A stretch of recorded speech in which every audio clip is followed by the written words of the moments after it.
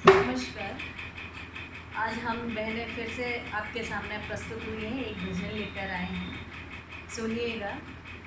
कहते हैं ना कि ईश्वर को कुछ और नहीं चाहिए, आपकी धन दौलत से उन्हें कोई मतलब नहीं है, आपकी किसी भी चीज़ से कोई मतलब नहीं। आप खूब भंडारे कराइए, कुछ भी कराइए, भोजन कराइए, दान दीजिए, दक्षिणा किसी को भी दे दीजिए, लेकिन अगर आपके अंदर भाव नहीं है तो सब व्यर्थ है। इसलिए ईश्वर को अगर पाना है तो आपके अंदर भाव होने बहुत ज़रूरी है।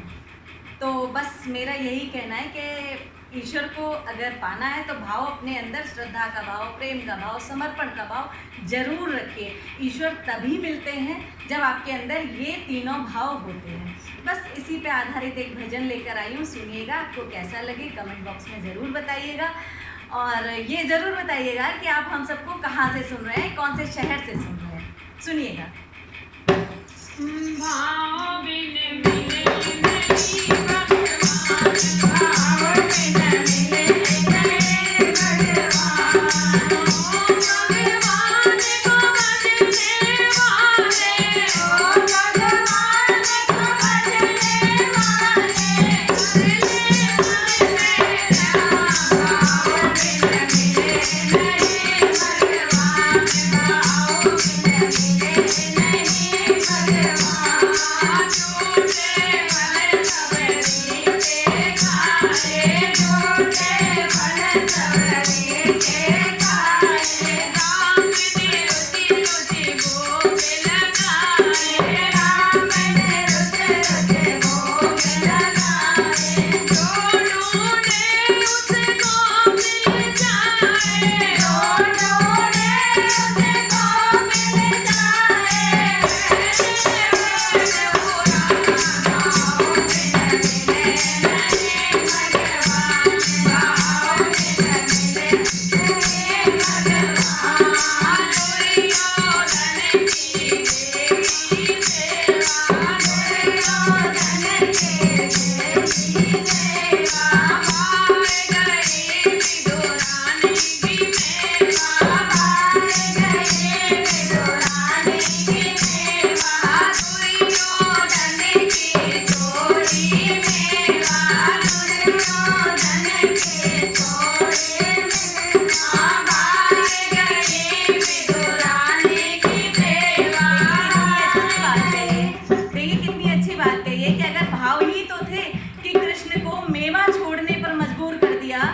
दुर्योधन के यहाँ पे उन्होंने सत्कार नहीं आतिथ्य स्वीकार किया और उन्होंने विदुर जी के घर जाकर विदुरानी की केवल खिचड़ी स्वीकार करी। ये उन्हीं के अंदर प्रेम का जो समर्पण का भाव था, उसी का नतीजा है।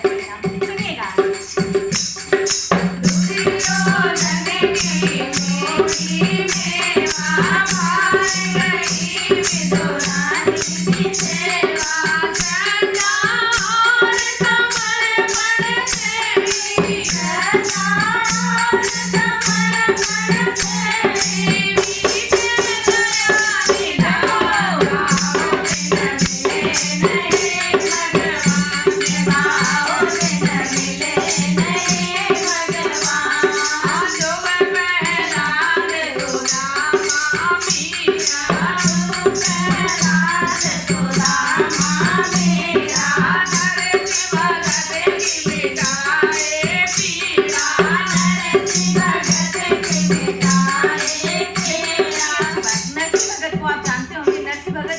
बहुत ही अत्यंत गरीब व्यक्ति थे और उनकी बेटी थी और उनका कोई बेटा भी नहीं था, सिर्फ एक बेटी थी। और बेटी के यहाँ पे ससुराल में हमारे यहाँ भात भरने की रस्म होती है कि भाई जब बहन के यहाँ शादी होती है किसी की तो भाई भात लेकर जाता है और भात में वो कपड़े और जूही जेवर जो भी अपनी श्रद्धा से बहन को देना चाहे, बहन के परिवार वालों को, कुटुंबियों को देना चाहे, वो देता है। तो यही हुआ कि उनकी सास ने उनको परेशान करने के लिए कहा कि एक पत्र लिखा और बोला कि ये भी लिख दो, ये भी लिख दो, ये भी लिख दो, सब अपने यहाँ से मंगवा लेना, पिताजी के यहाँ से। लेकिन उनके पास कुछ था ही नहीं तो कैसे देंगे। लेकिन उनके अंदर श्रद्धा और प्रेम का जो भाव था, समर्पण का भाव था, तो वो बस प्रभु में पूरी तरह वो समर्पित थे कि बस अब जो करेंगे वो आप ही करेंगे। बेटी के यहाँ से पत्र आया, मुझे कुछ नहीं पता, उसके यहाँ बस कैसे भी पहुँचाना है। तो ईश्वर ने इतना अंबार लगा दिया इस चीज का कि उनके भात भरा माया जी के भाई बन के उन्होंने भाग भरा।